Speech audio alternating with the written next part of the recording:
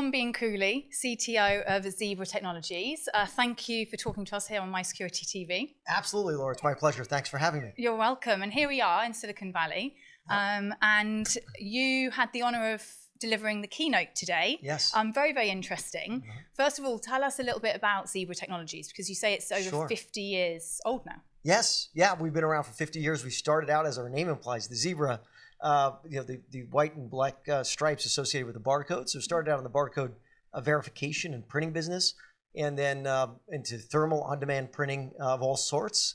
And then more recently, in the 2014-15 timeframe, Zebra acquired the enterprise business of Motorola, which gave us access to a mobile computing portfolio, Android-based mobile computing, RFID, data capture technology, and a whole host of other kinds of locationing solutions for track and trace. And so we're really looking to use all of that data from the edge of operations, right, where the work is getting done, where vehicles are being loaded, inventory is being restocked on a shelf, maybe a patient's getting administered medication inside of a healthcare facility. Use of all that data about the workflow to digitize and then ultimately automate the workflow to drive better outcomes. So think about it as sensing data at the edge of the network, analyzing that data, and driving the best next action to orchestrate workflows optimally.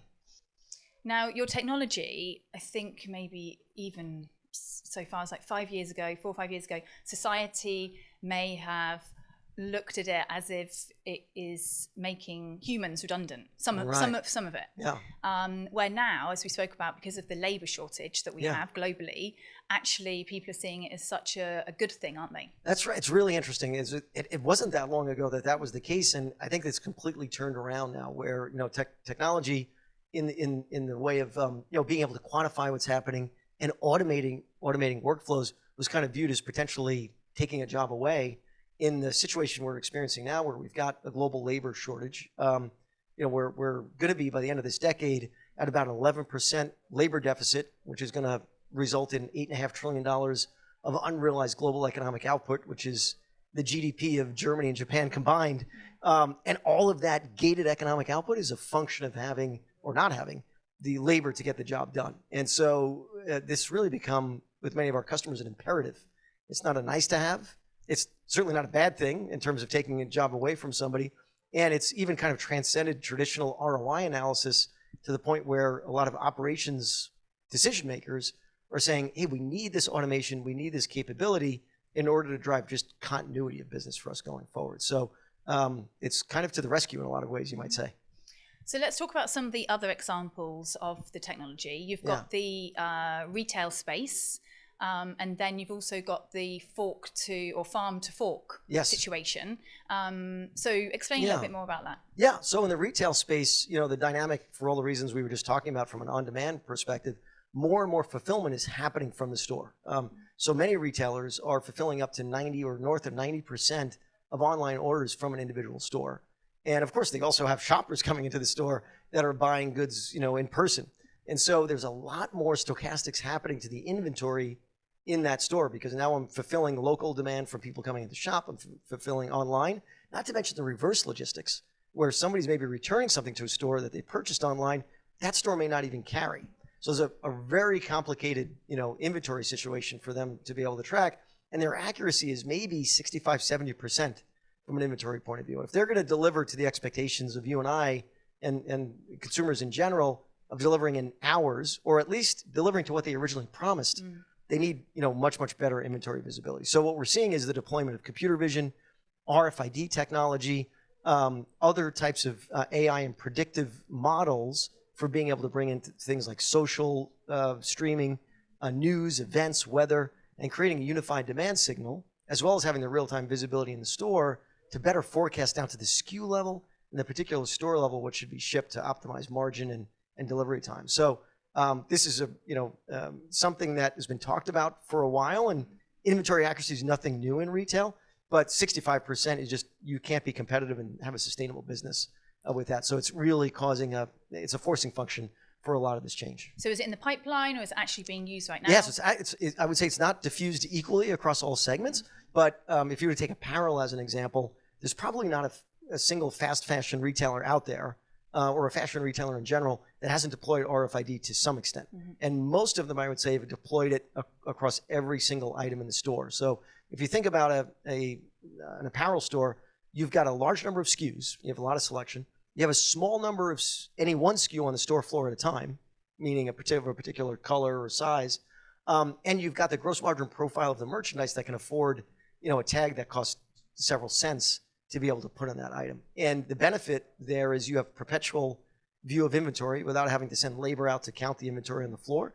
And the second something comes off the rack, you can know it and replenish that from the back room. So you can actually get, more revenue out of less square footage, if you look at it that way as well. So I would say that segment, it's really penetrated well from an RFID point of view. Also, maybe in from a shoe store perspective, that segment quite a bit as well. And then as you get into grocery and other areas where RFID is not, as viable from an economic point of view, we're seeing computer vision, robotics. Think about automated robots that are navigating an environment with sensors on them that are able to pick up that information as well. So lots of different ways of collecting the same information, and we're going to see that, I think, a long tail of different technologies based on the type of product and the economics. That makes sense. And then next, we've got the food wastage globally is right. absolutely huge. So with this new technology as well, that should help that situation. Yeah. So, about 1/3 of the world's food is either lost or wasted in, before it makes its way to people's table. And that's over 1 billion. I think it's about 1.3 billion tons of waste a year. And so, there's not only just the ethical concerns around that and the sustainability issues, there's the cost of it as well. And so it's kind of the trifecta of saying, hey, we've got to really go do something different around that. And there's a lot of also pressure from an ESG perspective to kind of be rethinking that. And so when you think about this sensing that we're speaking about, collecting that information from the edge, and you put that together with big data and artificial intelligence, we've got the opportunity to really revolutionize reducing the perishability of product before it makes its way to people's homes. And the way we're doing that, and participating in it, we're not solving it completely ourselves as Zebra, but is using what's called a data logger. So this is a device that, think about it as a relatively low-cost, small device that can go in with a shipment of perishable goods, and it can monitor the environmental condition from the time that those goods or produce is harvested until they make their way to the store. And by monitoring the temperature exposure that they have, and working with other partners, like a company like an AgroFresh, as an example, that's looking at ethylene that's coming off that produce, which is an indication of the rate at which it's perishing, we can better predict when it's going to expire. And so if we can predict when it's going to expire, we can price it right from the get-go. So how many times have we been in the store and, it's goods that are about to expire, you get a last-minute price reduction in sort of this rushed way to get them out the door. Well, what if that was a much more continuum of saying, hey, we know it's going to expire in 2 weeks, so we're going to price that in a much smoother way down to the 2 weeks and not do the last 2-day, fire sale on it. And so, we can optimize the margin associated with that. We can reduce the waste, and we can make sure there's just overall less perishability. So it's a great example of using data at the edge and in real time to be able to influence the decisions that are made in order to move those goods to the end customer. And maybe even more important than those two examples is the medical side of things. Yes. And that's how, like you say, is it the second or third? Yeah, third. The third leading cause of death is actually in the US. Yes, in the US, third leading cause of death is medical errors. About 250,000 people a year, and out of that 1/3, 10% of the 1/3 is actually medication error. And so, applying the same principles we used in the last couple of examples, we have a great opportunity. And this is being, again, it's not equally deployed across all segments, but there are a number of healthcare facilities and hospitals now that are rolling out real-time locationing solutions capabilities. Together with our partners, we have a investment and a partner, a company called Tagnos, that works on the software side of enabling this, where we collect the information by tagging items with passive RFID or active RFID. We can know the location of the patient through the wristband. We can know the location of or the identification of the location of the patient, the identification of the care provider, the identification of the medication, either through RFID or barcode.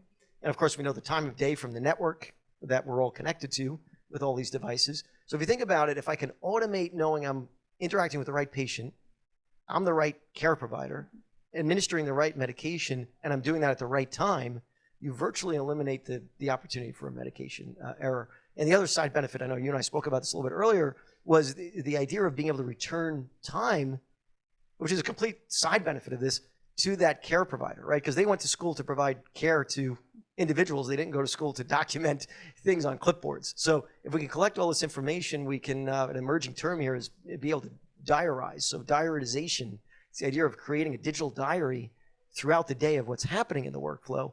We can do that automatically and inject it right into the electronic medical record system rather than a nurse or a clinician, writing it down in the palm of their hand, hoping they remember when they get back to the nurse's station to enter into that terminal. It's just happening in the moment.